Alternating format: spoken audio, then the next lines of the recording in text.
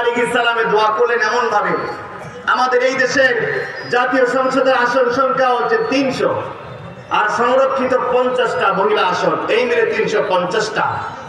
কিন্তু সুলাইমান আলাইহিস সালামের দোয়া আল্লাহ কবুল করলেন, এমন রাষ্ট্র তাকে দান করলেন।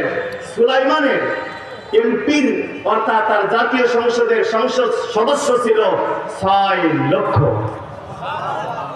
7 দিন পরে বলেন সুবহানাল্লাহ। শুধু তাই না, এই যে ডোনাল্ড ট্রাম্প নির্বাচিত হলো 47তম প্রেসিডেন্ট। আপনারা জানেন ডোনাল্ড ট্রাম্প, আমি বলি সম্পূর্ণ একটা মেন্টাল। আমেরিকার লোকেরা, আমেরিকার সুশীলরা, তারা সারা দুনিয়ায় নারী নেতৃত্বের মলম বিক্রি করে, কিন্তু নিজেরা নারী নেতৃত্ব চায় না, মানে না। ওই দেশের মহিলাদের মাতৃত্বকালীন ছুটি মাত্র 12 সপ্তাহ, আর আমার সোনার বাংলাদেশে 6 মাস ছুটি দেওয়া হয়।